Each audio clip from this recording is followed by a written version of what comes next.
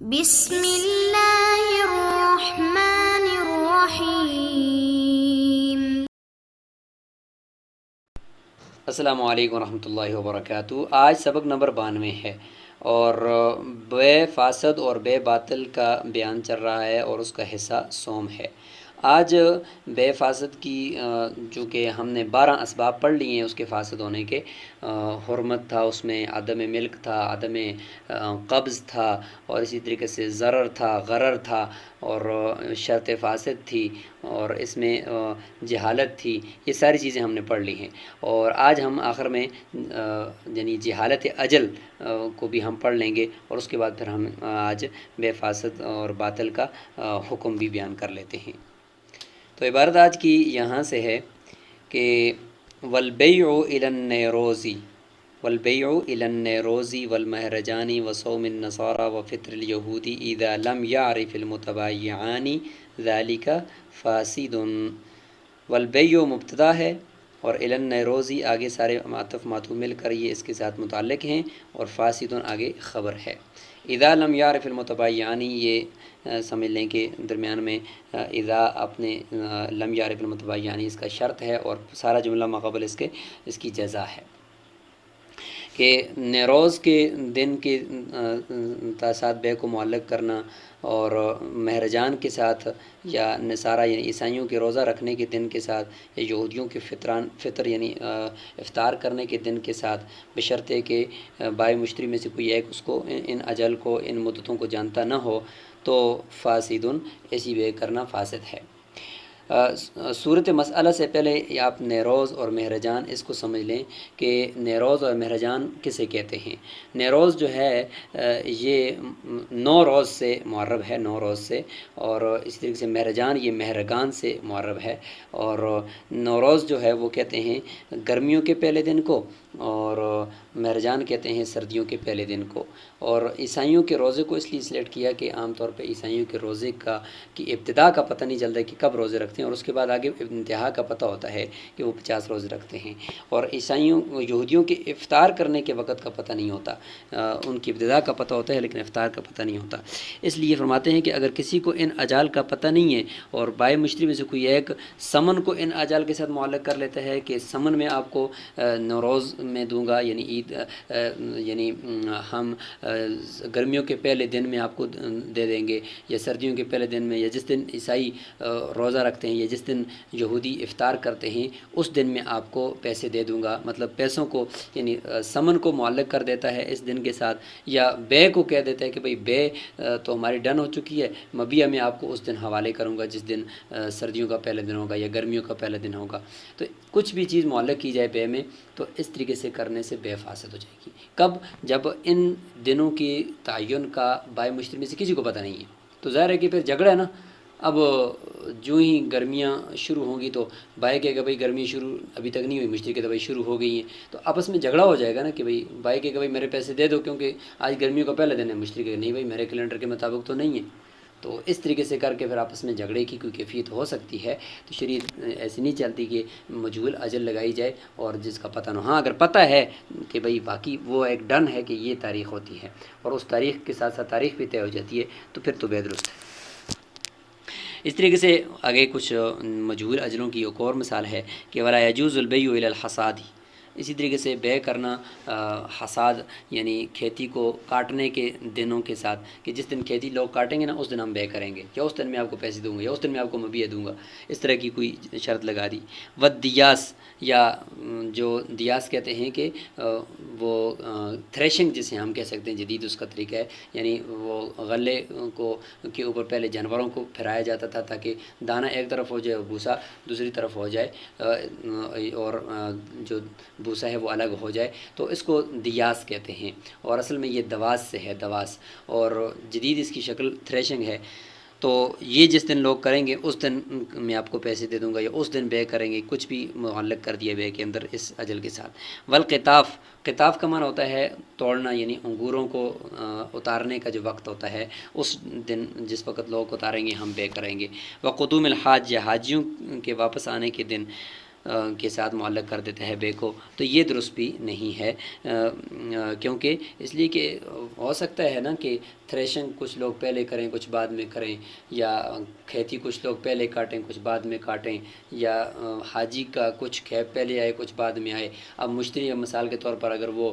پشاور کا رہنے والا ہے اور بھائی جو وہ اسلام آباد کا رہنے والا ہے، تو اسلام آباد میں ایک ایئر لائن آ گئی ہے حاجیوں کو لے کر، اور وہ بھائی کہتے ہیں کہ بھئی حاجی تو آ چکے ہیں، اور مشتری کہتے ہیں نہیں پشاور میں تو ابھی تک نہیں آئے، تو جھگڑا ہو سکتا ہے بعد میں۔ تو اس لیے اس طرح کی اجل لگانے سے بھی بے فاسد ہو جائے گی، کیونکہ یہ مجہول اجلیں ہیں۔ ہاں فَإِن تَرَاضَ یا بِإِسْقَاطِ الْأَجْلِ، اگر وہ راضی ہو جاتے ہیں ان اجلوں کو ساقط کرنے کے اوپر، کہ پہلے تو اجل لگا دی تو بے فاسد ہوگی آلریڈی، لیکن انہوں نے کیا کر دیا کہ اس کو یعنی وہ اجل آنے سے پہلے اجل آنے سے قبل ان یاخذ الناس بالحصاد، پہلے اس کے کہ لوگوں نے کھیتی کاٹنا شروع کر دیا ہو، ودیاس یا تھریسنگ شروع کر دی ہو، وقبل قدوم الحاج، یا حاجیوں کے آنے سے پہلے اور لوگوں کی کھیتی کاٹنے سے پہلے تھریشنگ کرنے سے پہلے اگر وہ اس بات پر راضی ہو جاتے ہیں کہ بھئی ان اجلوں کو ہم نہیں لگاتے، بس ایک تاریخ ڈن کر لیتے ہیں، بات کو ختم کرتے ہیں، تو جاز البیع، بے درست ہو جائے گی۔ کیوں؟ اس لیے کہ قاعدہ یہ ہے کہ اگر فساد صلب عقد میں ہو تو پھر وہ درست نہیں ہوتا، بے فاسد ہوتی ہے ہر حال میں، اور وہ واپس درست نہیں ہو سکتی۔ اور اگر فساد صلب عقد یعنی مبیع اور ثمن کا فساد نہ ہو، خارجی کوئی فساد ہو، تو وہ بے درست ہو سکتی ہے جب وہ فساد ختم کر دیا جائے۔ تو یہاں پہ فساد چونکہ وہ اجل تھا اور تو کچھ بھی نہیں تھا، لہٰذا جب وہ اجل ختم کر دیں گے مجہول اجل، تو بے درست ہو جائے گی۔ یہ یہاں تک بات مکمل ہو چکی ہے کہ 13 قسمیں ہم نے پڑھ لی ہیں بے فاسد جن سے ہوتی ہے۔ اب آگے بے فاسد کا حکم کیا ہے؟ بے باطل کا حکم تو بیان ہو گیا تھا نا، کہ وہ ملکیت کا فائدہ نہیں دیتی، وہ کالعدم ہوتی ہے۔ اگر مشتری اس میں مبیع پر قبضہ کرتا ہے پھر بھی اس کو قبضہ شمار نہیں کیا جائے گا، وہ اس کا مالک کبھی نہیں بنے گا، واپس ہی کرنی ہر حال میں۔ اور جو بے فاسد ہے اس کا حکم ابھی سماعت فرمائیں کہ وَإِذَا قَبَضَ الْمُشْتَرِي الْمَبِيعَ فِي الْبَيْعِ الْفَاسِدِ، یہاں پہ اس بے فاسد کے حکم کو بیان کرنے سے پہلے وہ کچھ شرائط ہوں گی، ان شرائط کو آپ نے اچھے طریقے سے ذہن میں رکھنا ہوگا۔ سب سے پہلے قبضہ، پہلی شرط یہ کہ قبضہ، یعنی مشتری نے قبضہ کر دیا ہو مبیع کے اندر، مبیع کا بے فاسد کے اندر۔ بے تو ناجائز تھی، یہ پچھلی 13 وجوہات میں سے کسی ایک وجہ سے، تو اس کے باوجود مشتری نے قبضہ کر لیا ہے، اور قبضے کے اندر ایک شرط تو یہ کہ قبضہ کر لیا ہے، اور بے بھی فاسد ہے، صحیح بے نہیں ہے۔ اگر صحیح بے ہے تو پھر تو کوئی مسئلہ ہی نہیں ہے نا، بے فاسد ہے۔ اور تیسری شرط یہ ہوگی کہ بِأَمْرِ الْبَائِعِ، بائع کے حکم سے کیا ہے، ایسا نہیں کہ بائع کے حکم کے بغیر کیا ہو۔ اگر بائع کے حکم کے بغیر کرے گا تو پھر بھی مالک نہیں ہوگا، پھر یہ اگلا حکم جو بیان ہو رہا ہے وہ والا نہیں ہوگا، یعنی ان میں سے ہر شرط کا پایا جانا ضروری ہے۔ اور تیسری شرط ہو گئی، اور چوتھی شرط یہ کہ وَفِي الْعَقْدِ عِوَضَانِ، اور عقد کے اندر دونوں عوضین یعنی مبیع اور ثمن ایسے ہوں کہ کل واحد منہما مال، دونوں میں سے ہر ایک مال ہو، یعنی دونوں میں سے ہر ایک مال ہونا ضروری ہے۔ اگر کوئی ایک مال نہیں ہو تو پھر تو بے باطل ہے نا۔ تو جب یہ 4 شرطیں ہوں گی تو اس کے ساتھ ملک المبیحہ، اگرچہ بے تو ناجائز تھی لیکن اب حکم بھی آگے، شرطیں 4 ہوگی، اب حکم کے اندر بھی کچھ تفصیل ہے، حکم کے اندر بھی کچھ شکیں ہیں۔ حکم کی پہلی شک یہ ہے کہ مالک بن جائے گا، مشتری اس کا مالک بن جائے گا، بے باطل کے اندر مالک نہیں بنتا تھا، یہاں مالک بن جائے گا۔ وَلَزِمَتْهُ قِیمَتُهُ، دوسری شک یہ ہے کہ قیمت لازم ہوگی، یعنی ثمن لازم نہیں ہوگا جو انہوں نے طے کیا تھا۔ یہ طے کیا ہوا ثمن تب لازم ہوتا کہ جب بے درست ہوتی، جبکہ یہاں پہ بے فاسد ہے، لہذا ثمن لازم نہیں ہوگا جو انہوں نے طے کیا تھا، بلکہ مارکیٹ والی ریٹ لازم ہوگی جو مارکیٹ میں اس کی ریٹ ہے۔ وَلِكُلِّ وَاحِدٍ مِّنَ الْمُتَعَاقِدَيْنِ فَسْخُهُ، تیسرا حکم یا تیسرے حکم کی تیسری شک وہ یہ ہے کہ اس بائع اور مشتری میں سے ہر ایک کے اوپر لازم ہے، لِكُلِّ یہاں پہ اعلیٰ کلی ہے کے معنی میں ہے کہ لازم ہے ہر ایک کے اوپر کہ وہ اس بے کو فسخ کریں، کیونکہ بے ناجائز ہوئی ہے نا، گناہ ہوا ہے اس میں، اور شریعت کے اصولوں کے مطابق بے نہیں ہوئی ہے، لہٰذا اس کو ختم کرنا ضروری ہے۔ اگرچہ مالک تو بن گیا تھا لیکن ختم کرنا ضروری ہے۔ اچھا مالک بننے کا پھر کیا فائدہ کہ جب ختم کرنا، بے کو فسخ کرنا ضروری ہے، مبیع کو حوالے کرنا بائع کی طرف ضروری ہے، تو کہتے ہیں کہ مالک بننے کا فائدہ یہ تھا کہ فَإِن بَاعَهُ الْمُشْتَرِي نَفَذَ بَيْعُهُ، اگر مشتری آگے اس کو بیچ دیتا ہے، اگرچہ بے ناجائز تھی، گناہ گار ہو گئے تھے وہ، لیکن اس کے باوجود مشتری نے اس کو آگے فروخت کر دیا، دوسری بے اس کے اوپر ہوگی تو نفذ بیعہ، اب وہ دوسری بے ہوئی ہے وہ نافذ ہو جائے گی۔ کیوں؟ اس لیے کہ اب درمیان میں بندے کا حق آ گیا، یعنی وہ تیسرے بندے کا حق اس میں ہو گیا ہے، اب اس سے چھین کر ہم کیسے واپس کریں، لہذا اب تیسری بے نافذ ہو جائے گی۔ پہلے تو ہم شریعت کے حق کی وجہ سے، گناہ کا کام ہوا تھا تو شریعت کا حق تھا کہ واپس کرو، لیکن اب ایک بندے کا حق متعلق ہو گیا ہے تو لہٰذا بندے کا حق پہ مقدم ہو جائے گا۔ تو یہ بات آپ نے یہاں پہ بے فاسد کا حکم آپ نے گویا کہ یہاں پہ سمجھ لیا ہے۔ ومن جمع بین حر وعبد او شاۃ زکیۃ ومیتۃ، یہاں پہ مسئلہ یہ شروع ہو رہا ہے کہ دو چیزوں کو ملا کر ایک آدمی بیچ رہا ہے اور ایک ہی عقد کے اندر بیچ رہا ہے، عقد صفقہ سودا ایک ہی چیز ہے، اور ان میں سے ایک چیز حرام ہے، دوسری چیز حلال ہے، اور ایک چیز تو بالکل مال ہی نہیں ہے اور دوسری چیز مال ہے، دونوں کو ایک ہی عقد میں بیچ رہا ہے۔ تو ظاہر ہے کہ اس میں بات سمجھ میں آنے والی ہے کہ جو چیز حرام ہے اور اس کی حرمت زیادہ ہے، مال ہی نہیں ہے مثال کے طور پر، تو اگر عقد ایک ہوگا تو اس حرام چیز کی حرمت بھی سرایت کرے گی، ساتھ حلال چیز کی طرف بھی، تو دونوں کو باطل کر دے گی نا۔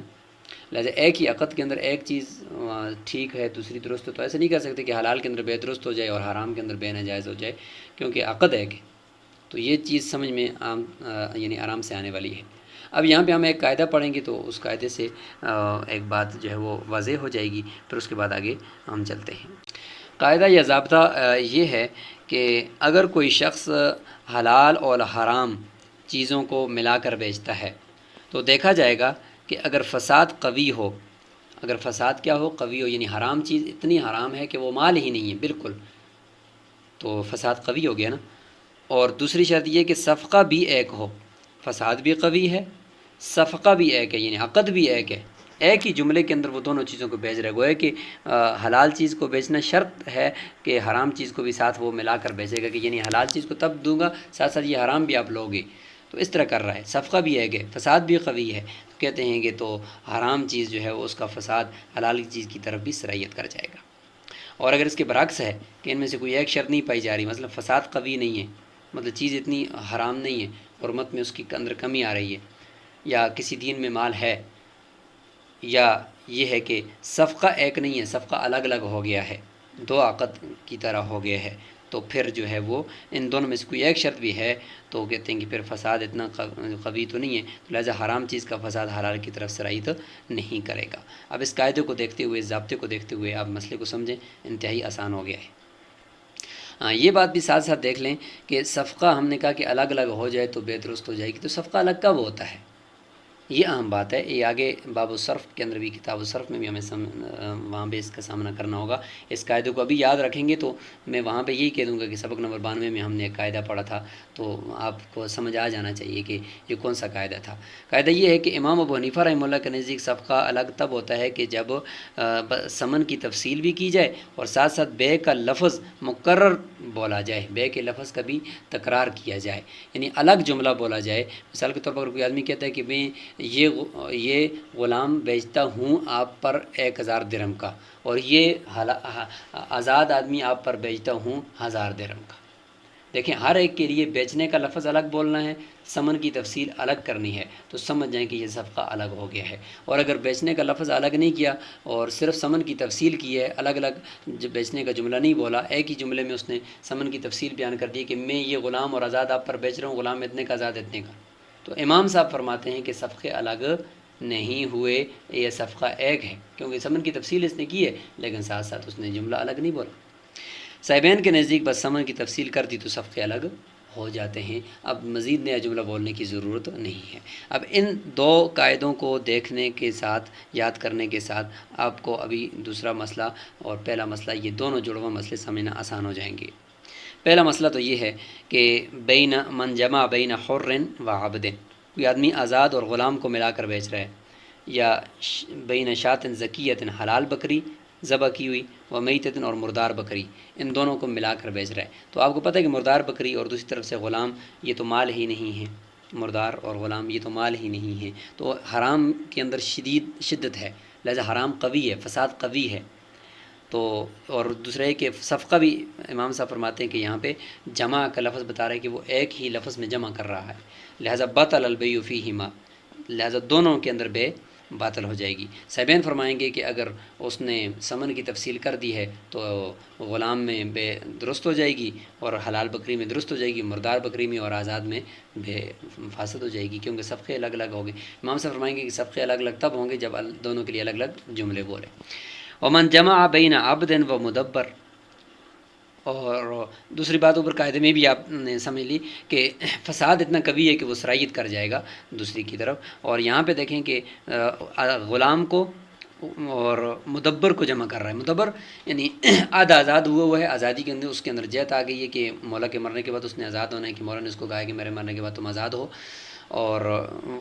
لیکن مکمل آزاد ابھی تک نہیں ہوا، تو لہٰذا حرام تو ہے مدبر کی بے، لیکن اس طرح کی حرام نہیں جس طرح کی حر کی ہے، لہٰذا فساد اتنا قوی نہیں ہے کہ اگرچہ یہاں پہ صفقہ ایک ہے لیکن فساد اتنا قوی نہیں ہے کہ جو سرایت کر جائے غلام کی بے کی طرف۔ او بین عبدی و عبد غیرہ، اپنا غلام اور دوسرے کا غلام ملا کر بیچ رہے، دوسرے کو غلام کو بیچنا ناجائز ہے لیکن حرام اتنا نہیں ہے کہ جتنا اوپر تھا، تو لہٰذا یہاں پہ فساد اتنا قوی نہیں ہے کہ جو سرایت کرے گا عبد کی طرف، لہٰذا فرماتے ہیں کہ سخ البیع فی العبدی، غلام کے اندر بے درست ہو جائے گی بحیثیتہ من الثمن، ثمن میں سے اس کے حصے کی بقدر۔ تو یہاں تک اس سبق کو سٹاپ کر لیتے ہیں، اور انشاءاللہ اگلا سبق ہوگا وہ بے فاسد کا آخری سبق ہوگا، اور کوشش کریں گے کہ ہم اس سبق کو کے ساتھ ہی ہم بے فاسد کو مکمل کر لیں۔ یہاں تک آپ نے بے فاسد کے فاسد ہونے کے اسباب، اور اس کے بعد بے فاسد کا حکم، اور آخر میں یہ دو چیزوں کو جمع کر کے بیچنے کا مسئلہ، اس کو آپ نے اچھی طریقے سے یاد کرنا ہے، اور 13 اسباب جو آپ نے پڑھ لی بے فاسد کے ان کو بھی زبانی یاد کرنا ہے۔ السلام علیکم ورحمۃ اللہ وبرکاتہ۔